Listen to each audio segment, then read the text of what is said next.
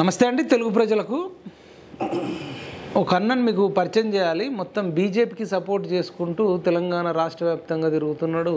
మరి ముఖ్యంగా మల్కాజ్గిరిలో 2-3 నెలల నుంచి బాగా తిరుగుతున్నాడు బీజేపీకి ఓటేయాలని చెప్పేసి. అన్న మనతో పాటు ఉన్నాడు. ఎందుకు మరి బీజేపీని సపోర్ట్ చేస్తున్నాడు అడుగుదాం. అన్న నమస్తే. నమస్తే. ఏందన్న ఎక్కువ బీజేపీని సపోర్ట్ చేస్తున్నావు?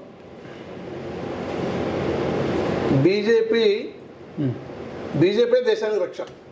అన్ని కుటుంబ పార్టీలు, కుల పార్టీలు, దేశాన్ని పీల్చుకుదిన పార్టీలు కాంగ్రెస్ నుంచి మొదలు పెట్టుకుంటే ఈ యొక్క ప్రాంతీయ కుల పార్టీలు, కుటుంబ పార్టీలు దేశాన్ని పిప్పి చేసే పార్టీలు కాబట్టి బీజేపీకి కుటుంబ పార్టీ కాదు, కుల పార్టీ కాదు, వారసత్వం ఉండదు. కాబట్టి ఇది భారతీయ జనతా పార్టీ జనుల పార్టీ కాబట్టి ఇక నువ్వు ఉండొచ్చు, నేను ఉండొచ్చు. రేపు ఆకలి ఊడ్చుకున్న ఆయన కూడా రేపు ప్రధానమంత్రి అయ్యిండు, రాళ్ళు కొట్టుకుంటామా ముఖ్యమంత్రి అయింది. ఓటర్ల మనం వ్యవసాయ కూలీగా పనిచేసి తోటల కూలీగా పనిచేసినామా రాష్ట్రపతి అయింది, పేపర్ వేసుకుంటామా రాష్ట్రపతి అయ్యారు. ఇలాంటి వాళ్ళకు లేని వాళ్ళకు కూడా కింది స్థాయిలకు కూడా ఇలాంటి పరిస్థితుల్లో మంచి మంచి రాజకీయ పదవులు దేశానికి సేవ చేసే అవకాశం కల్పించే పార్టీ ఏంటంటే భారతీయ జనతా పార్టీ. ప్రజల గురించి ఆలోచిస్తుంది, ప్రజల యొక్క సమగ్రాభివృద్ధి కోసం, దేశ భవిష్యత్తు కోసం ఆలోచించే పార్టీ కేవలం భారతీయ జనతా పార్టీ. కాబట్టి భారతీయ జనతా పార్టీ ఓటేస్తారు, మీరు సపోర్ట్ చేస్తారు. మీరు భారతీయ జనతా పార్టీలో ఉన్నారు కాబట్టి భారతీయ జనతా పార్టీ మీరు సూపర్ అంటారు. మరి రేవంత్ రెడ్డి ఏమన్నాడు మన తెలంగాణ ముఖ్యమంత్రి? మీకు ఒకసారి వినిపిస్తా. మోడీ కోసం మీరు మోడీకి ఓటేసినా కేసీఆర్కి ఓటేసినా ఒక్కటే, వీళ్ళిద్దరు ఒక్కటే తోడు దొంగలు. ఈ తోడు దొంగలలో ఒక దొంగను డిసెంబర్ నాడు బండకేసి కొట్టిర్రు, రెండో దొంగను వచ్చే నెల మీరు ఓడకేసి కొట్టాలి. మే 13 తారీఖు నాడు గోడకు మేకు దిగినట్టు బీజేపీలను కోదండమేసి కొట్టాలి, బీజేపీని ఓడగొట్టాలి. మీరేమో బీజేపీ అది తురుము ఉరుము త్యాగం అని చెప్తున్నారు. మరి బీజేపీని గోడకేసి కొట్టాలి, గోడకేసి దేశం మొత్తం కొడతారు కాంగ్రెస్ని. కాంగ్రెస్ పార్టీ ఏం చేస్తుందో 70 ఏళ్ళు ఏం చేస్తుందో ప్రజలకంతా తెలుసు. ఇక కాంగ్రెస్ పార్టీ ఇక రాదు, ఢిల్లీలో రాదు. ఇక రేవంత్ రెడ్డి దొంగ ఎవరైనా రేవంత్ రెడ్డికి ఎవరు అయినా బుద్ధి ఉంది ఆయనకు? దొంగకి ఇది ఏమైనా ల్యాండ్ గ్రాబింగ్ చేసిండు ఏమన్నా, లేకపోతే మాఫియా పని చేసిండు ఏమన్నా, లేదా పార్టీలు మార్చిండు ఏమన్నా, వీళ్ళకి ఏమన్నా, లేదా లక్షల కోట్లు సంపాదించండి ఏమన్నా? వీళ్ళకి వారసత్వం ఉందా? 7 అన్నదమ్ములు వీళ్ళకి ఏమన్నా, లేదా చుట్టాలు పక్కలు ఈయన కులం ఉందా? ఈ కులం పేరు మీద అధికారానికి వచ్చిండు ఆయన. అరే నేను ప్రజలకు అభిమానంతో వచ్చిండు, ప్రజలు సేవ చేసి ఇచ్చిండు. అంటే మోడీని దొంగ అంటున్నాడు. మరి నాకు తెలిసి ఆదాని అంబానీకి దోషిపెట్టిండు అనే ఉద్దేశంలో అంటుండేమో. ఆదాని అంబానీకి దోషిపెట్టిండు మీరు అంటారు. ఆదాని ఇక్కడ మల్టీనేషనల్ కంపెనీస్ కొన్ని వేల లక్షల కోట్ల టర్న్ ఓవర్ కంపెనీస్ ఉన్నాయి. ఆ కంపెనీస్ ఏంటి? నీకు కంపెనీ టేక్ ఓవర్ చేస్తారు, ఆయన ఒక కంపెనీ ఆయన ఒక టేక్ ఓవర్ చేస్తారు. అంటే చిన్న కంపెనీలు మొత్తం మల్టీనేషనల్ కంపెనీ వల్ల మల్టీనేషనల్ కంపెనీస్ మనం టేక్ ఓవర్ చేయాలి. అంటే మన కంపెనీస్ మల్టీనేషనల్ కంపెనీస్ కావద్దా? ఇక్కడ కంపెనీస్ భారతీయ కంపెనీ విదేశాల్లో పోయి కంపెనీస్ పెట్టి ఆ స్థాయికి ఎదగొద్దా? మరి ఆ గ్లోబల్ వరల్డ్ కదా అది. గ్లోబల్ వరల్డ్లో ఎప్పుడు అప్డేట్ కావాలి, ఎప్పుడు మనం ఎదిగిపోవాలి. ఎవరైనా కానీ కంపెనీస్ కూడా ఎదిగిపోవాలి, తప్పదు అది. ఎవరినైనా ఎదిగిపోవాలి. కింద first last step, second step, third step అన్ని రంగాలు రావాలని చెప్పేసి ఖచ్చితంగా భారతీయ పరిశ్రమలకు ఖచ్చితంగా సపోర్ట్ చేస్తే తప్పేముంది? తప్పేమని చెప్పండి. మల్టీనేషనల్ కంపెనీ వీళ్ళకి ఆహ్వానించారా మల్టీనేషనల్ కంపెనీ మొత్తం? ఇప్పుడు మీరు మళ్ళీ గెలిస్తే మోడీ రాజ్యాంగాన్ని రద్దు చేస్తాడు అని చెప్తున్నారు. మరి రాజ్యాంగాన్ని రద్దు చేసే వాళ్ళకు మీరు ఒక బీసీ కమ్యూనిటీ, మరి ఒక సూర్యాపేట నుంచి వచ్చారు, తుర్క నరసింహన్ అంటే మీకు పెట్టింది పేరు, మీరు ఎట్లా సపోర్ట్ చేస్తారు? మీరు రాజ్యాంగాన్ని రద్దు చేసే పార్టీకి మీరు ఎట్లా చేస్తారు? అనుకోండి బుద్ధి ఉందా, సిగ్గు ఉందా, అనుకోన్నా? రాజ్యాంగ రద్దు అంటే మనకు తెలుసా? రాజ్యాంగ మార్పు అంటే తెలుసా? రాజ్యాంగ సవరణకు చాలా పేదాలు ఉంటాయి. రాజ్యాంగ రద్దు అంటే, రాజ్యాంగ మార్పు అంటే మనకు స్వాతంత్రం వచ్చినప్పుడు 2 సంవత్సరాల 11 నెలల 18 రోజులు మనకు రాజ్యాంగ సభ ఏర్పడతారు. రాజ్యాంగాన్ని మార్పు అంటే రాజ్యాంగం రచించుకోవాలి. మనం బ్రిటిష్ వారు రాజ్యాంగం కూలగొట్టాం, మన రాజ్యాంగాన్ని తయారు చేసుకుని రాజ్యాంగ సభ ఏర్పడింది. రాజ్యాంగ సభ ఏర్పడి దానికి కొన్ని మీరు రాజ్యాంగాన్ని రద్దు చేస్తారా మళ్ళీ గెలిస్తే? రద్దు ఎవరు చేయాలి కదా? ఎవరు చెప్పారు? రిజర్వేషన్ అర్థం ఉందా? రద్దని చెప్పండి. నేను రద్దు నువ్వు ఎట్లా నువ్వు చదువుకున్నాయినా కదా? మీరు మనువాదం రాస్తారా ఆధ్యాత్మికంగా? నువ్వు చెప్పండి, దాని అర్థం చెప్పండి. నువ్వు అవి మొత్తం తీసేసి మీరు సొంతంగా రాస్తారట. నువ్వు పెద్ద అందరు చెప్తాను, అందరి మాట నువ్వు అంటున్నావు కదా? నాకు పెద్ద తెలిసిన నువ్వు ఏమంటావు? నువ్వు పిహెచ్డీ చేసినావు కదా? రాజ్యాంగం రద్దు అంటే అర్థం చెప్పి నాకు. రాజ్యాంగం రద్దు అంటే ఉన్న రాజ్యాంగాన్ని పక్కకు పెట్టి కొత్తగా రాస్తారని అంటున్నారు. ఉన్న రాజ్యాంగం రాజ్యాంగం పక్క పెట్టాలంటే ఏం కావాలి? మళ్ళీ రాజ్యాంగ సభ ఏర్పడాలి, మళ్ళీ రాజ్యాంగ కమిటీ ఏర్పడాలి, రాజ్యాంగ రచనా సంఘం ఏర్పడాలి, రాజ్యాంగ సభ. అవును, ఇప్పుడు 400 సీట్లు అడిగేది అందుకోసమే. వీళ్ళకి 400 సీట్లు వస్తే 2/3 మెజారిటీ వస్తే వాళ్ళకి నచ్చినట్టు రాసుకుంటారు అని రాసుకోరు. ఇప్పుడు 370 ఆర్టికల్ కానీ అటువంటి ఏమంటే ఖచ్చితంగా రాజ్యాంగ సవరణలు చేస్తారు. రాజ్యాంగ సవరణలు ఇప్పుడు రాజ్యాంగాన్ని అయితే ఇప్పుడు మీరు కొత్తగా అయితే రాయరుగా, ఎస్సీల రిజర్వేషన్ చేస్తారు. రాజ్యాంగ మౌలిక సూత్రాలు తెలుసా నీకు? నేను తెలుసా రాజ్యాంగ మౌలిక సూత్రాలు? సర్వసత్తక, రాజస్వామిక, గణతంత్ర ఇవన్నీ ఉంటాయి. వాటిని మారిస్తే రాజ్యాంగాన్ని మార్చబడి స్వేచ్ఛ సమానత్వం సభ్యత్వం ఉందా? స్వేచ్ఛ సమానత్వం ఈ 10 ఏళ్లలో ఇప్పుడు వాళ్ళు ఏమంటారంటే స్వేచ్ఛ లేదు, మొత్తం నియంతృత్వం నడుస్తుంది, నచ్చని వాళ్ళ మీద ఈడీ కేసులు, సిబిఐ కేసులు పెడుతున్నారు, ప్రశ్నించే దొంగ కవిత దొంగ దొంగ లుచ్చ ఇన్ని మాటలు లక్షల కోట్లు సంపాదించారు. ఎక్కడిది? అరే మంగళ పని చేసుకుంటే మనం లేదా మన బార్బర్ పని లెక్క ఏమంటారు వాటిని, లేడీస్ బ్యూటీ పార్లరా, అక్కడ పెట్టడానికి లక్షల కోట్లు ఎట్లా వచ్చింది చెప్పండి. వాడు సంతోషపడ్డాడు. వాడు ఏముంది, మా క్లాస్మేట్ కరీంనగర్లో శ్యామ్ ఉంటాడు, శ్యామ్ రూమ్ ఉంటాడు, వానికి ఇస్తే కూడా డబ్బులు అటు వానికి 1000 కోట్లు ఎట్లా వచ్చినాయి వానికి? కేసీఆర్ డబ్బులు కాదన్నా, లక్షల కోట్లు సంపాదించినాడు వీడు. 887 లక్షల కోట్లు అప్పు చేసేసి మొత్తం అవినీతి చేసేసి ప్రజల్ని పీడించి ప్రజలు ఘోరంగా రోడ్ల మీద పడేసిన దొంగ వారికి అడిగా చెప్పండి. ఎస్సీల రిజర్వేషన్ తీసేస్తారా మీరు? ఎస్సీల రిజర్వేషన్ మళ్ళీ ఇప్పుడు గెలిస్తే అరే నీకు తెలుసా 400 సీట్లు వస్తాయి. అరే నీకు ఏం తెలుసా నాకు ఎస్సీల రిజర్వేషన్ తీస్తారంటావు? నువ్వు చూడండి, 16 కులాలకు ఎస్సీ రిజర్వేషన్ కల్పించిన ఘనత భారతీయ జనతా పార్టీ ఉత్తరప్రదేశ్. మీరు చూడండి, 16 కులాలు ఎస్సీలు కలిపిండు. ఇస్తే కలిపినట్లా విముక్త సంచార జాతులు రే కుమార్ విముక్త సంచార జాతులు ఏది? దొమ్మర, మందల, పెద్దమల, వీరభద్ర, వీరమిష్టి, బీసీలో ఉన్న సంచార జాతులు దొమ్మరోళ్ళు, మొండలు, అరే పెద్దమనుడా, అరే గంగిలోడుడా, వాళ్ళకు కూడా రిజర్వేషన్ కల్పించాలని చెప్పి కమిషనర్ బోర్డు మెంబర్ నేను ఎట్లా మీరు మాట్లాడారా? ఇలా సంచార జాతులు అంటే మీరు మాట్లాడలేదు. మీరు గ్యారంటీ ఇస్తారా ఇప్పుడు ఎస్సీల రిజర్వేషన్? అరే ఎస్సీల రిజర్వేషన్ కలిపిందయా? 16 క్యాస్ట్ కలిపింది. ఎస్సీ ఎస్టీల బీసీల రిజర్వేషన్ కాదు, బీసీల రిజర్వేషన్ చేస్తుంది, వర్గీకరణ చేస్తుంది. ఖచ్చితంగా చేస్తారా? మీకు ఖచ్చితంగా చేస్తారు. ఇప్పుడు మందకృష్ణ మాదిగా అందుకని చెప్తారా? నరేంద్ర మోడీ చేస్తారు. ఎస్సీ వర్గీకరణ ఖచ్చితంగా కావాలి. ఇంకొకటి ఎస్సీ వర్గీకరణ, ఎస్సీ ఏబిసిడి, బీసీ లెక్క ఏబిసిడి వర్గీకరణ జరిగితేనే ఎస్సీలో కూడా ఒలేదాసరి, మాలదాసరి, చిన్నదాసరి, ఆది ఆంధ్ర, ఆది జాంబావా, తర్వాత ఈ బుడగ జంగం, ఈ కులాలకు న్యాయం జరుగుతుంది. అదేంటంటే సమానత్వం అవుతుంది. ఇప్పుడు మందకృష్ణ మాదిగా కొట్లాడేది కరెక్ట్ అంటారా? కరెక్ట్, అది సమానత్వం కాదు. వాళ్ళదంటే కూడా వీళ్ళు ఎస్సీల మందకృష్ణ మాదిగా ఆయన స్వార్థం కోసం కొట్లాడలే. ఇప్పుడు ఎస్సీలు అంటే కేవలం మాదిగా, ఈయన మాదిగా కదా, ఆయన పట్టించుకోదు. యాక్చువల్ బీజేపీ కమ్ముడు వేరు అంటారు మందకృష్ణ మాదిగా. అరే ఆయన గురించి ఆయన కొట్లాడుతుండో అది న్యాయం అని చెప్పేసి బీజేపీ పరిష్కరించడానికి ముందు వచ్చింది. రెల్లి కులం చేస్తుంది, రెల్లి కులం ఉంటుంది తెలుసా నీకు? అది డక్కల కులం చేస్తాం. మీకు డక్కల ఏమన్నా ఎమ్మెల్యే అయిందా? డక్కల వల్ల డక్కలైన ఎమ్మెల్యే అయిందా మీరు తెలుసుకోరు.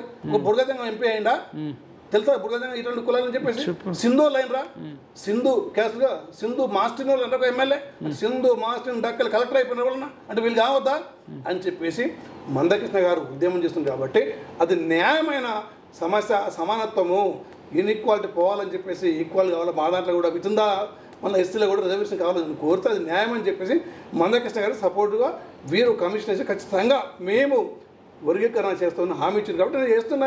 ఆయన కళ అది 30 ఏళ్ళ కళ అది మందకృష్ణ గారికి. ఆ కళను లేకపోతే తప్పు ఉందా? వర్గీకరణ అంటే బీసీ ఏబీసీ జరగలేదా? మరి దాంట్లో కూడా జరగాలనా వద్దా? మరి తప్పేమని చెప్పండి. అది సరే తప్పేది సపోర్ట్ చేయడం తప్పేమని చెప్పండి. ఇప్పుడు మీరు కానీ మందకృష్ణ అన్న కానీ మీరు సపోర్ట్ చేస్తారు. ఈయన మన రేవంత్ రెడ్డి గారు ఏమంటారు, పాకిస్తాన్ కంటే కూడా భారతదేశం వెనుకబడ్డది ఆకలి సూచులు అంటుండు. మీకు వినిపిస్తా. మీరు మందకృష్ణ అన్న మీరు కొద్దిమంది కలిసి బీజేపీని లేపుతున్నారు. మరి మన రేవంత్ రెడ్డి అంటుండు, మీకు వినిపిస్తా. విన్న తర్వాత మాట్లాడు. 125 దేశాలు ఉంటే ఈ దేశం ఆకలి ఇండెక్స్ లో 111వ స్థానంలో ఉంది. నిజంగా నరేంద్ర మోడీ గారు సిగ్గుతో తల వంచుకోవాలి. పాకిస్తాన్, బంగ్లాదేశ్ కంటే భారతదేశం వెనుకబడ్డది. ఇక ఒక పాయింట్ దొరికింది. ఉమెన్ డెవలప్మెంట్ ఇండెక్స్ కాదు, ఆకలి ఇండెక్స్ కాదు, ఉమెన్ డెవలప్మెంట్ ఇండెక్స్ 127 స్థానంలో కాంగ్రెస్ గవర్నమెంట్ ఉండే. దానికి తగ్గించిన మన 111 స్థానం తెచ్చిండు. అది కాదు అసలు. యాక్చువల్గా ఈయన పాకిస్తాన్ అనడానికి సిగ్గు ఉండాలి, సిగ్గు లబ్ధం ఉండాలి. అరే పాకిస్తాన్ ఎక్కడిది? పాకిస్తాన్ విడిపోయినప్పుడు ఎన్ని కోట్ల మంది చచ్చిపోయినారు? పాకిస్తాన్ విడిపోయినప్పుడు పాకిస్తాన్ హిందువుల జనాభా ఎంత? 16% నుంచి 1%కి వచ్చింది. అక్కడ ఆడోళ్ళు రేపు చేయబడ్డారు, అమ్మాయిలు లేపుకొని పోతున్నారు, గుళ్ళు గోపురాలు కూలగొట్టబడుతున్నాయి. అక్కడ మసీదులు, చర్చిలు లేవు, చర్చిలు మొత్తం మసీదులో మారుతున్నాయి. గుళ్ళు మొత్తం మసీదుగా మారుతున్నాయి. మరి నలంద తక్షణ అలాంటి విశ్వవిద్యాలయాలు అక్కడ మొత్తం కొలాస్ అయిపోయినాయి.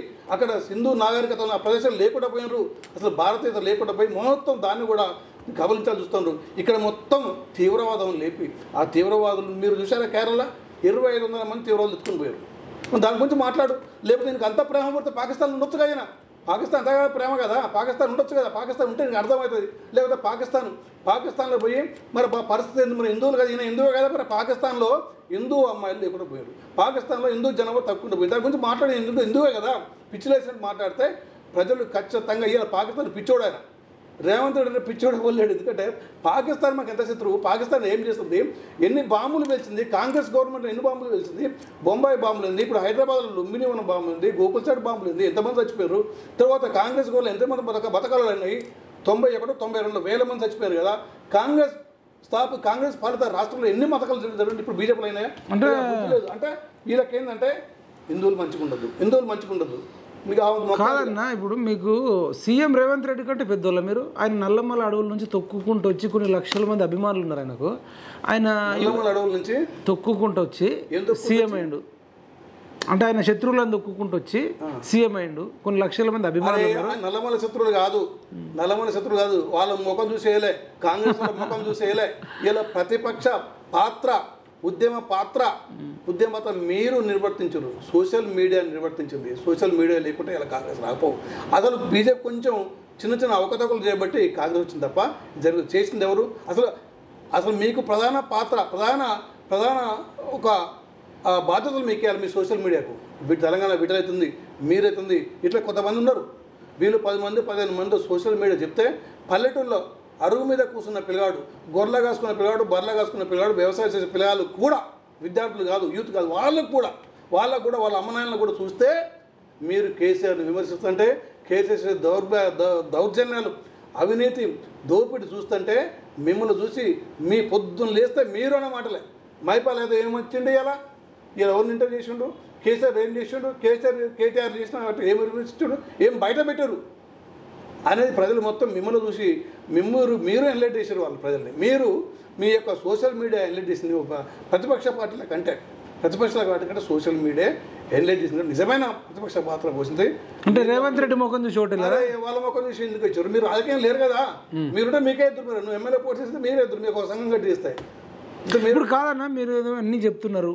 ఇప్పుడు రేవంత్ రెడ్డికి ఈ విషయాలన్నీ తెలియదా? అంటే ఇప్పుడు మీరు ఏదో చెప్తున్నారు కదా, పాకిస్తాన్ కంటే భారతదేశం చాలా, పాకిస్తాన్ చేసిన దౌర్భాగ్యాలు అని చెప్తున్నారు. మరి ఇది రేవంత్ రెడ్డికి తెలియదా? తెలుసు, అధికారం కావాలి కదా. కేసీఆర్కి ఎట్లా అధికారం చేసి మోసంతో వచ్చింది కదా, మోసంతో వచ్చినా రాలేదా? మోసంతో ఆంధ్రాలో ఇట్లా చెప్పేసి మనకు తెలంగాణ రాకముందు కొన్ని మంచిగా ఉండే, రెగ్యులర్ గా మనకు జీడీపీ అవుతుంది, తర్వాత అప్పులు అవుతుంది, తర్వాత మంచి టైంకి ఉద్యోగాలు అవుతుంది, ఉపాధి అన్ని మంచిగా ఉండే. తెలంగాణకు వచ్చిన కేవలం మీరు ఘోరంగా వల్లే 6 అంటే ఎక్సెస్ ఉన్న బడ్జెట్ ని 6 లక్షల కోట్లు అప్పు తెచ్చుకుంది కదా, విద్యా ప్రమాణం మొత్తం దెబ్బతిన్నాయి కదా, ఘోరంగా. అంటే నేను కూడా అన్ని అబద్ధాలు చెప్పేసి ఈయన కూడా ఈ యొక్క జలేలాగా పట్టి పీడుతున్న అబద్ధాలతో. ఇంకొకటి మీరు సరే, ఇంకొకటి బీజేపీ వాళ్ళు రాముని బజార్లకు తెచ్చిండు అంటున్నారు, అది మీకు వినిపిస్తా. అట్లనే సునీత మహేందర్ రెడ్డిని మల్కాజ్గిరిలో గెలిపిమంటున్నాడు, అది మీకు వినిపిస్తా. దీన్ని బట్టి మీరు ఏం స్పందిస్తారో నేను చూస్తాను. గుండెల్లో ఉండాలి, వాడే అసలైన హిందూ. నా మనసులో నుంచి మాట్లాడుతున్నా, నేను హిందువును, నేను దేవుణ్ణి నమ్ముతా, దేవుడి నమ్మకం నా విశ్వాసం. ముస్లింలు మహమ్మద్ ప్రవక్త నమ్ముతారు, క్రిస్టియన్స్ యేసు ప్రభువు నమ్ముతారు, సిక్కులు వాళ్ళ దేవునికి మొక్కుతారు. ఎవడి ధర్మము ఎవడి జాతి వాడిదే, ఎవడి ధర్మాన్ని వాడి జాతిని గౌరవించుకోవడం వాళ్ళ హక్కు, రాజ్యాంగం మనకు ఇచ్చిన అధికారం. ఇదేం కర్మనో దేశంలో ప్రధానమంత్రి నుంచి మొదలు పెడితే కమ్యూనిస్టులను ముసుగు తోడుకున్న ఈటల రాజేందర్ కూడా ఈ రోజు ఇట్లా తయారైందయా. అందుకే దేవుడి పేరు మీద, మతం పేరు మీద రాజకీయ వ్యాపారం చేసేటోళ్లను పొలిమేర్లు దాటే వరకు తరమాల్సిన అవసరం ఉంది. శాంతి భద్రతలను కాపాడి. చెప్పండి, మరి మీరు అధికారం కోసం రాముని రోడ్లో మీకు తీసుకొచ్చారు. నరేంద్ర మోడీ నుంచి బీజేపీ ప్రతి కార్యకర్త మతాన్ని దేవుణ్ణి వాడుకుంటున్నారని చెప్తున్నాడు. రాముడు ఈ భారతీయుల ఆత్మ. మీ ఇంటి మీద కోలొచ్చారు, మీ ఆస్తిని కొలగొట్టారు, మీ తాత గోరో తండ్రి గోరో కొలగొట్టారు, అక్కడ గుడి ఉంటే కొలగొట్టి కట్టారు. నీ మన వాళ్ళు ఏం ఆలోస్తారండి? ఏం ఆలోస్తారు? తను ఆక్రమించుకోవాలి ఆలోచించాలా. తర్వాత రాముడు అనేది పుణ్యపురుషుడు, ఆదర్శనీయుడు అందరికీ. ఇలా రామమయం లేని ఊరుందా, రామతత్వం లేని ఊరుందా, రాముని గుడి లేని ఉందా, అన్ని గుడి లేని ఊరుందా? ఊరికి అది మొత్తం ఏర్పడుతుంది. అంటే మతాలు మొన్న పుట్టాయండి. రాముడు 1000 సంవత్సరాల క్రితం పుట్టిండు ఆయన. ఈ దేశానికి ఆదర్శనీయుడు. ఇక్కడ బుద్ధి ఉండాలి. ఇందు రామతత్వం మతత్వం అంటే ఇలా రామునితో ప్రజలంతా ఏకమవుతారు. అంటే బీజేపీ పరిపాలించబడి ఖచ్చితంగా రామునితోటి ఏకమవుతారు. ఎస్సీ ఎస్టీ బీసీలు వస్తా. ఇప్పుడు సమాజం నిశ్చలం ఎట్లా వేస్తున్న సమాజంలో మనం కలపాలి కదా మనల్ని. ఇప్పుడు ఈటల రాజేందర్ కూడా కమ్యూనిస్ట్ అని చెప్పుకుంటాడు. ఆయన కూడా ఒకటే తలిగిండు, ఆయనను కూడా ఓడించాలి అంటుండు. మీరేమో ఈటల రాజేందర్ కోసం 2 నెలల నుంచి మల్కాజ్గిరి అంతా తిరుగుతున్నారు. ఆయన కమ్యూనిస్ట్ అని కూడా అందరు కమ్యూనిస్టులే. నువ్వు నేను కమ్యూనిస్టులే. ఆనాడు అంటే 30 years క్రితం, 25 years క్రితం, 30 years క్రితం వాడు ప్రతి ఒక్క యువకులు కూడా ఎస్ఎఫ్ఐఓ ఏఎస్ఎఫ్ఐఓ ఏదో ఉండే. అంటే అన్యాయాన్ని ఎదిరించేదానికి, అన్యాయాన్ని ఏదో మేము చైనా కలుపుతాం మావోయిస్టు అని కోరలే వాళ్ళు. వాళ్ళ తుపాకి పట్టి పోరాటం కమ్యూనిస్టులు అన్నాం కదా. రజాకార్లు అప్పుడు ఆ రోజు పాకిస్తాన్ వాళ్ళు రజాకార్లకు వ్యతిరేకంగా పోరాటం అంతే తుపాకి పట్టి. ఆ రోజు కమ్యూనిస్టులు అంటే రజాకార్లకు వ్యతిరేకంగా అక్కడ పరిస్థితులకు వ్యతిరేకంగా పోరాటం అవుతాయి. కాబట్టి కమ్యూనిస్టులు ఆ రోజు నువ్వు ఉండొచ్చు, నేను ఎవరైనా ఉండొచ్చు, కానీ దేశం గురించి ఆలోచించాలి. దేశం గురించి ఆనాడు కమ్యూనిస్ట్ ఉంటే ఇట్నే ఉండాలి ఆయన. మరి ఈయన ఎందుకు మారండి, ఎన్ని పార్టీలు మారండి ఈయన ఫస్ట్ బీజేపీ ఉంటారు, బీజేపీలో ఉండొచ్చుగా. మరి బీజేపీ వ్యతిరేక కాంగ్రెస్ ఈయన ఎందుకు మరి అంతేగా. ఆయన మేము కూడా అదే క్వశ్చన్ రేవంత్ గడ్డ. మరి ఆయన కమ్యూనిస్ట్ అట్లుందంటే ఆనాడు నువ్వు మరి బీజేపీ కదా, ఏబీపీ కదా, సందీప్ పనిచేసినావు కదా, సందీప్ దాంట్లో పనిచేసినావు కదా, మరి నువ్వు అట్లా ఉండాలి. దానికి వ్యతిరేకంగా కాంగ్రెస్ నువ్వు ఎట్లా పనిచేస్తున్నావు రేవంత్? అదే క్వశ్చన్ నీకు వేస్తాను చూడు. మరి అదే క్వశ్చన్ నీకు వేస్తాను. మరి ఇప్పుడు ఈయన ఈటల రాజేందర్ ఓడించమంటుండు, మీరేమో ఈటల రాజేందర్ గెలవాలని గత 2-3 నెలల నుంచి తిరుగుతున్నారు. ఏంది మరి సీఎం మాట నమ్మల్లా మీ మాట నమ్మన్నా? అరే ప్రజలు మొత్తం ముందుకు వస్తారు. మీరు ఒకసారి ప్రజావారిని చూసుకోరు, మీరు ఏమంటారు? ఖచ్చితంగా ఈటలను గెలుస్తూ అంటారు. ఎందుకు మీకు ఈటల నాకే కాదు, ప్రజలకు ఒక తెలంగాణ ఉద్యమకారుడుగా కలుపుతాడు, ఒక సామాజిక నాయకునిగా కలుపుతాడు. ఒక ఇలా రాజకీయం అంటే ఆయన ఒక బీసీ కాబట్టి ఒక బీసీగా Revanth Reddy politician. Etela political leader. Politician వేరు, పొలిటికల్ లీడర్ వేరు. పొలిటీషియన్ మాయామాటలు చెప్పి మొత్తం మోసాలు చెప్పి కేసీఆర్ లెక్క. KCR pure politician, Revanth Reddy politician. కానీ ఈటల పొలిటికల్ లీడర్ కాబట్టి క్రియేట్ ద లీడర్ అంటే అర్థమైంది. ఎందుకు మీరు ఒక బీసీ కాబట్టి ఇప్పుడు సునీత రెడ్డి పట్నం సునీత రెడ్డి, రాగిడి లక్ష్మారెడ్డి రెడ్డి కాబట్టి నువ్వు బీసీ అని సపోర్ట్ చేస్తున్నావు. కానీ బీజేపీ పార్టీ కానీ ఈటలు కానీ ఎవరికి ఏ కులానికి కానీ కనిపోయింది. మీరు రెడ్లకు వ్యతిరేకమా? రెడ్లకు వ్యతిరేకం అంటే రెడ్లు లేరా? మంచి వాళ్ళు ఉంటారు, ప్రతి ఒక్క కులంలో మంచి వాళ్ళు ఉంటారు, చెడ్డ వాళ్ళు ఉంటారు. రెడ్లకు వ్యతిరేకంగా ఎట్లా క్వశ్చన్ చేస్తాం? నన్ను ఎందుకు క్వశ్చన్ చేస్తాం? బీజేపీ ఎందుకు క్వశ్చన్ చేస్తాం? ఇట్లా ఎట్లా క్వశ్చన్ చేస్తాం? మేము రెడ్లకు వ్యతిరేకంగా అన్నావా? నువ్వు ఎట్లా అడుగుతావు? నువ్వు ఎట్లా రెడ్లకు క్వశ్చన్ అని ఎట్లా ఏం చేసి అడుగుతున్నావు మమ్మల్ని చెప్పండి ఒకసారి. మీరు మల్కాజ్గిరిలో మరి ఈటల గారికే సపోర్ట్ చేస్తున్నారు. మరి మా సునీతారెడ్డి ఉంది, రాగి లక్ష్మారెడ్డి ఉన్నారు. వాళ్ళకి మా పార్టీ కాదు కదా. తర్వాత ఆయనకు వాళ్ళు తెలంగాణ ఉద్యమం కాడా రాగి లక్ష్మారెడ్డి తెలంగాణ ఉద్యమం నడిపిండి 20 ఏళ్ళు. ఏం చేయలేదా? సునీతా లక్ష్మారెడ్డి ఎంపీసీ కార్పొరేషన్ ఏర్పరిచిందా? సన్నబియ్యం ఇప్పించిందా? ఉపాధి కల్పనకి ఏమైనా బడ్జెట్ కేటాయించిందా? ఒక ఏం అనుభవం ఉంది, ఏం ఎక్స్పీరియన్స్ ఉంది, ఏం ప్రయాసం చేసింది, ఒక ట్రస్ట్ నడిపించిందా? ఇంటికి వస్తే 100 మందికి అన్నం పెడుతుందా? ఈటలకు ఎందుకు ఓటేలా చెప్పండి. మీరు ఈటల కోసం తిరుగుతారు. ఈటలకు ఎందుకు ఓటేయాలంటే ఏం చెప్తారు జనానికి? మీరు ఈటలకు రాజేంద్రన్ వస్తే నిజమైన ఆయన స్వార్థం లేదు. ఉన్న భూమిని అమ్ముకోండు, ఆస్తుల మీద దృష్టి కాదు. ఆయనకు వారసత్వం కూడా ఉండదు, రాజకీయ వారసత్వం ఉండదు. ప్రజలే ఆయనకు వారసత్వం. నరేంద్ర మోడీ కట్టినా ఈటలను కూడా ప్రజలే ఆయనకు వారసత్వాన్ని ఇస్తుంది. ఇలా దీంట్లో కూడా ఒక మెరిట్ పెట్టాలని చెప్తాడు. అరే రాజకీయ నాయకులు ఉత్తరం మాయ మాటలతో దొంగ మాటలు చెప్పి కాదు, మెరిట్ పెట్టండి. దీంట్లో కూడా కొట్లాడుతున్నాను. మెరిట్ మాకు కూడా పెట్టండి. ఆ మెరిట్ ప్రజాసేవ చూడండి, ప్రజా ఆమోదం చూడండి, వాళ్ళు చేసిన పని చూడండి. కొట్లాడుతుంది ఆయన ఈటల రాజేందర్ గారు. అందరికీ ఆమోదం లీడర్ ఆయన. ఇంతకుముందు మేము చెప్పినట్టు అన్ని వర్గాలు, అన్ని టీచర్స్ యూనియన్, అన్ని ట్రేడ్ యూనియన్స్, అన్ని కుల సంఘాలు, అన్ని కులాలు, అన్ని మతాలు, ఇవాళ క్రిస్టియన్స్ మొత్తం వచ్చి అలా మీకు సపోర్ట్ చేస్తామన్నా. మాకు పార్టీతో సంబంధం లేదు. ఏ పార్టీకి మేము ముస్లిమ్స్ ఓటేస్తారా? ఓటేస్తారు, క్రిస్టియన్స్ ఓటేస్తారు. ఎవరికి? ఇట్లా ఖచ్చితంగా వచ్చి ఇంటికి వచ్చి కలిసిపోతారు. బీజేపీ ముస్లిం వ్యతిరేక పార్టీ అంటారు కదా. ముస్లిం వ్యతిరేక పార్టీ ఏది? కొన్ని కోట్ల మంది తలాక్ వల్ల ముస్లిం మహిళలకు న్యాయం జరిగింది. ఏం చేశారు? తలాక్ వల్ల ఎంత స్వేచ్ఛ చూడండి, ఎంత ఫ్రీగా పోతారు. ట్రిపుల్ తలాక్ రద్దు చేసినందుకు తలాక్ రద్దు చేసినందుకు తర్వాత ముస్లింలు కూడా ప్రత్యేక బడ్జెట్ కేటాయించి చేయాలని చెప్తుంది. తర్వాత మీరు చూడండి, షేకులకు అమ్మినారు. షేకులకు అమ్మాయిల్ని, తన పుట్టిన అమ్మాయిల్ని ఒక 15 వాళ్ళ షేకుల గురించి తీసుకొచ్చే వ్యవస్థ కొంచెం ఓల్డ్ సిటీలో ఉంటే మరి కాంగ్రెస్ కనబడదా? అది వ్యవస్థ మొత్తం రద్దు చేసి తీసుకొచ్చింది సుష్మా స్వరాజ్. ఈవెన్ పాకిస్తాన్లో ముస్లిం అమ్మాయిలు కూడా తీసుకొచ్చి ఇక్కడ ఆపరేషన్ చేసి ఫ్రీగా పంపింది. ముస్లింకి ఎట్లా వ్యతిరేకమవుతుంది భారతీయ జనతా పార్టీ?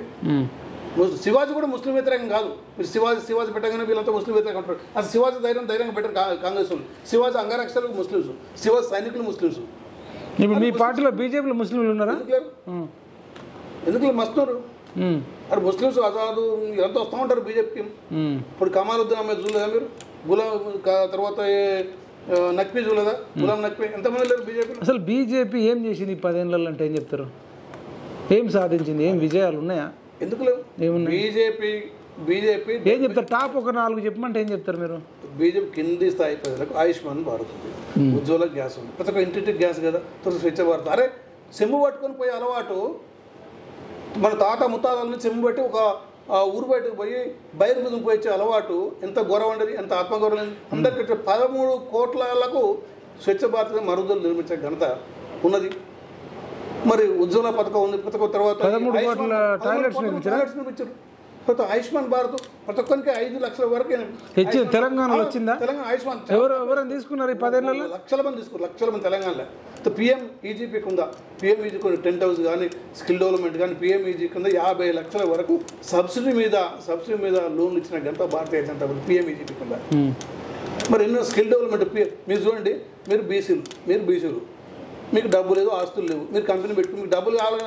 దానికోసం మినిస్టర్ ఆఫ్ సోషల్ జస్టిస్లో బీసీ అంటే ఔత్సాహిక బీసీ పారిశ్రామికవేత్తలకు 15 కోట్ల వరకు తక్కువ వడ్డీతో రుణం కల్పిస్తుంది. ఎస్సీ ఎస్టీ వాళ్ళు కూడా ఔత్సాహిక పారిశ్రామికవేత్తలకు తక్కువ వడ్డీతో 4% ఎస్సీ ఎస్టీ వాళ్ళకు minister of social justice fund ఉన్నది, ఇచ్చారు. National SC finance development corporation తెలుసా వీళ్ళకి? నేషనల్ బీసీ ఫైనాన్స్ కార్పొరేషన్ ఎంత కట్టినా వీళ్ళు తెలుసా? అసలు NCDC national cooperative development corporation ఈయన తెలుసా? రేవంత్ రెడ్డికి అసలు కేంద్ర ప్రభుత్వ పథకాలు తెలుసా? ఎన్సీడీసీ ఎన్ఎల్ఏ తెలుసా? National livestock mission. నువ్వేమైనా పెట్టుకుంటే ఈవెన్ కాంగ్రెస్ వాళ్ళు కాదు, టీఆర్ఎస్ చాలా మంది పెట్టుకుని ఎన్ఎల్ఏ నువ్వు నేషనల్ లైఫ్ స్టాక్ మిషన్ 4 కోట్ల ప్రాజెక్ట్ ఉంటే 2 కోట్ల వరకు సబ్సిడీ కట్టవసరం లేదు. నువ్వు బర్రెలు పెట్టుకున్నా, నాటుకోలు పెట్టుకున్నా, కొన్ని స్కీమ్స్ ఉంటాయి పెట్టుకుని ఎంతో మంది నేషనల్ లైఫ్ స్టాక్ మిషన్ చెప్పి నోరు వస్తుందా? అరే సర్వశిక్ష అభియాన్ కింద కేసే 10,000 కోట్లు సర్వశిక్ష అభియాన్ అంటే విద్యా ఉమ్మడి జాబితాలో ఉంది. కేంద్రం కొన్ని డబ్బులు ఇస్తుంది, రాష్ట్రం కొన్ని కంట్రిబ్యూట్ చేస్తాయి వస్తాయి. విద్యా ఉమ్మడి జాబితా నువ్వు పెట్టి నేను పెడతా అంటారు. కేంద్రం 60 రూపాయలు ఇస్తే 60 రూపాయలు రెడీగా ఉన్నాయి, మరి రాష్ట్రం 40 రూపాయలు కంట్రిబ్యూషన్స్ కొని విద్యకు పెట్టాలి. మరి దాని గురించి మాట్లాడమని చెప్పి రేవంత్ రెడ్డి అవగాహన లేదు వాళ్ళకు. కేంద్ర ప్రభుత్వ అధికారం లేదు, కేంద్ర స్కీమ్ అవగాహన లేదు. అసలు కేంద్రము నరేంద్ర మోడీ ఏం చేస్తాడు వద్దు, వాళ్ళకు వద్దు. నరేంద్ర మోడీ ఏం చేస్తే మాకు వద్దు. అగ్నిపథ పెట్టారు. తర్వాత ఇవాళ పాకిస్తాన్ 370 ఆర్టికల్ పెట్టిన ఆల్రెడీ తెలుసు. 370 రద్దు చేశారు. 370 ఆర్టికల్ రద్దు చేయడం వల్ల ఎంత ధైర్యం చెప్పండి? రద్దు చేయడం వల్ల ఏం లాభం? కొన్ని లక్షల మంది ప్రాణాలు నిలబడ్డాయి. అంతకుముందు లక్షల మంది ప్రాణాలు పోయినాయి. అరే ఒకటే రాజ్యం, ఒకటే జెండా, ఒకటే ఉండాలి. నిజంగా నువ్వు రాజ్యాంగాన్ని గౌరవిస్తూ పోతే రాజ్యాంగం మొత్తం ఒకటే ఉండాలా, దేశం ఉండొద్దా? మరి ఆ నెహ్రూ పెట్టిన దాన్ని ఎందుకు సపోర్ట్ చేస్తావు?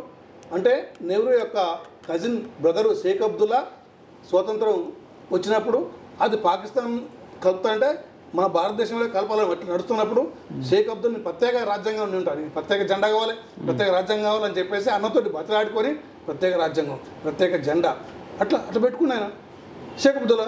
370 మనం పోయి ఉందానికి లేదు, భారతీయులు పోయి అక్కడ ఉందానికి వీల్లేదు. పాకిస్తాన్ నుంచి ఉండొచ్చు, మళ్ళీ మనం పోయి ఆస్తులు కొందానికి వీల్లేదు, పాకిస్తాన్ నుంచి కొనొచ్చు. మళ్ళీ అక్కడ తీవ్రవాదం, దానివల్ల పాకిస్తాన్ వచ్చేసి తీవ్రవాదుల్ని పుంకాలు తయారు చేసి భారతదేశం పంపించింది. ఎక్కడి నుంచి? కాశ్మీర్లో ట్రైనింగ్ పోయి భారతదేశం వచ్చింది. పాకిస్తాన్లో ట్రైన్ అయ్యి కాశ్మీర్కి రావడం, కాశ్మీర్ మళ్ళీ ట్రైన్ అయ్యి కాశ్మీర్ ఇలా ముస్లిం మైండ్ మొత్తం మార్చేసి దాన్ని మొత్తం తీవ్రవాదంగా చేస్తే 370 ఆర్టికల్ తీసేస్తే ఒకే దేశంలో 2 జెండాలు వద్దు, ఒకే దేశంలో 2 చట్టాలు వద్దు, 2 రాజ్యాంగాలు వద్దని చెప్పేసి 370 ఆర్టికల్ రద్దు చేయడం వల్ల సంవత్సరానికి 1,00,000 కోట్లు మిగిలినాయా? ఇన్ని ప్రాణాలు మిగిలినాయా? అక్కడ గుళ్ళు గోపులు రక్షించబడ్డాయా? అక్కడ మరి మన భారతీయులు అక్కడ సెట్ అయినరా? ఎంతోమంది ఇప్పుడు టూరిజం నుంచి డబ్బులు వస్తున్నాయి. ఇవాళ రేవంత్ రెడ్డి కూడా పోవాలా? మరి ఈయన దమ్ము ఉంటే ఆయన లాల్ చౌకలో బీజేపీ జెండా వచ్చింది. మరి ఈయన పాట పడతారు కదా, ఏంటి 3 రంగుల జెండా బట్టి సింహవు. నీ దమ్ముంటే అక్కడ ఎగిరాయి, ఎందుకు ఎగిరేయలేదు? నువ్వే ఎగిరేది, నీ తాత ముంట తగ్గుతూ ఉండరు కదా, ఎవరు వాళ్ళతో ఎగిరేయలేదు కదా, ఎగిరేస్తే మనం మాట్లాడు. మరి అరే నువ్వు కాదు అక్కడికి ఎందుకు? నువ్వు పోయి కేరళ పోయి చెప్పరాదు చూద్దాని, కేరళ పోయి హిందుత్వం గురించి మాట్లాడి చెప్పు, కోస్తారు మళ్ళా. విన్నావా? నువ్వు ఎవరు చెప్పాలి? ఓల్డ్ సిటీ పెట్టి చెప్పు. నీ దమ్ముంటే ఓల్డ్ సిటీ ఒక ముస్లిం పెట్టి చెప్పు. నువ్వు మొత్తం బానిసలు అయిపోయి మొత్తం ఈ యొక్క తీవ్రవాదం లేపి అసలు అంటే ఇవన్నీ విషయాలు రేవంత్ రెడ్డికి తెలియదు, దుర్గా నరసింహన్నకు తెలుసు. చెప్పలేదు, గీ గుర్తుంటే చెప్పరాదు, చేయకూడదు. ఇదేంటిదంటే చేయకూడదు అర్థం తెలుసా మీకు? పువ్వు ఉంది, భారతీయ జనతా పార్టీ పువ్వు గుర్తు. పువ్వు గుర్తు ఏంది? బురద నీటిలోన కమల పువ్వు వెళ్ళి విరిసినట్టు, బురద నీటిలో కమల పువ్వు విరిసినట్టు మంచి సువాసనతోటి మన సమాజంలో ఉన్న అటువంటి తొలగించి మంచిగా ఉండాలని చెప్పింది. మరి ఈ చేకూరుతుంది తెలుసా మీకు? గజని, గోరి, కిల్జీలు ఈ భారతదేశం మీద దాడి చేసి, పర్షియన్లు ఈ భారతదేశం మీద దాడి చేసి గుళ్ళు గోపురాలు కొలగొడితే ఇదేంటి విజయసింహంగా ఆ తీవ్రవాదులకు విజయసింహం ఇదే అంటూ ఖురాన్ ఇదే ఉంటుంది. విజయసింహం, విజయ చిహ్నం, విజయానికి గుర్తు అంటుంది. ఏ విజయానికి గుర్తో? కాపీర్ల మీద దాడి చేసినందుకు, గుళ్ళు గోపురాల మీద దాడి చేసినందుకు వాళ్ళు పెట్టుకున్న ఒక గుర్తు ఏంటంటే ఇదే అంటే చేయగుర్తు. ఇందిరాగాంధీ పెట్టుకుంది. అరే ఇలా కాంగ్రెస్ ఒరిజినల్ కాంగ్రెస్ కాదు కదా, ఒరిజినల్ కాంగ్రెస్ వేరు. ఆ కాంగ్రెస్ పడగొట్టి తగిలించుకుంది ఇందిరా కాంగ్రెస్ అని. అసలు కాంగ్రెస్ కాదు తెలుసా మీకు అది? అవునా? అవునంటావు. మళ్ళీ నువ్వు పేరు చేసిన అవునా అంటే విని నాకు అర్థం కాదు. కానీ అసలు కాంగ్రెస్ నుంచి అసలు కాంగ్రెస్ కూలగొట్టి ఇవ ఐ కాంగ్రెస్ తగిలించుకుంది కాదన్నా. కాంగ్రెస్ పార్టీ వాళ్ళకి అసలు మొత్తం అసలు ఎవరు అసలు పేరు వదిలిపెట్టి నెహ్రూ తగిలించుకోరు, దాన్ని వదిలిపెట్టి మళ్ళీ గాంధీని తగిలించుకోరు, మళ్ళీ జాతీయం తగిలించుకోరు, అరే కాంగ్రెస్ తగిలించుకోరు. అరే 70లో ఏది సెక్యులరిజం పెట్టిండే. సెక్యులరిజం మీకు తెలుసుగా చదువుకున్నా కదా. సెక్యులరిజం పెట్టిన తర్వాత మద్రాసాలు ఏర్పడ్డాయి. కొన్ని వందల వేల మద్రాసాలు. అంటే వాళ్ళు ఉర్దూ, వాళ్ళు ఖురాన్ తప్ప వేరే మతం తెలియదు, సైన్స్ అండ్ టెక్నాలజీ తెలియదు, తర్వాత వేరే మతాల గురించి వాళ్ళు అవగాహన చేసుకోరు. కాబట్టి ఒకటి తీవ్రవాదం లేదు. దానికి ఆమె 42వ రాజ్యాంగ సభలో పెట్టేసి ఈ పదం చెప్పేసి అంబేద్కర్ పెట్టే సెక్యులరిజం చెప్పేసి, అసలు సెక్యులరిజం ఎప్పుడు పెట్టి మీరు చెప్పండి, మీరు చదువుకోరు కదా. సెక్యులరిజం పదం ఎప్పుడు పెట్టారు? రాజ్యాంగ రచన పెట్టారా? 1950లో రాజ్యాంగం అమలు జరిగిన అప్పుడు పెట్టారా? అసలు సెక్యులరిజం ఎందుకు పెట్టారు? దానివల్ల లాభాలేంటి, నష్టాలేంటి, ఏంటి సెక్యులరిజం మీనింగ్ తెలుసా? అసలు సెక్యులరిజం ఉండే సూడో సెక్యులర్ ఇంట్రడ్యూస్ చేసి మీరు నలుగురు పెళ్లి చేసుకోవచ్చు, నువ్వు 20 మందిని కనవచ్చు, నువ్వు మాత్రం ఒకళ్ళే కొనాలి, ఇద్దరే ఉండాలి. నువ్వు 20 మందికి ఏం చేయాలి? కొంతమంది మద్రాసు పంచాలి, కొంతమందిని తీవ్రవాదం పంచాలి, కొంతమంది నిరుద్యోగులు అయిపోయి రోడ్డు మీద పడాలి, కొంతమంది తయారైపోయి హిందూ అమ్మాయిలు ఎత్తుకొని పోవాలి, కొంతమంది తయారైపోయి నీ 20 మంది కొంతమంది పాకిస్తాన్ తీవ్రవాదులు, ఆ తీవ్రవాదులు ఉండాలి.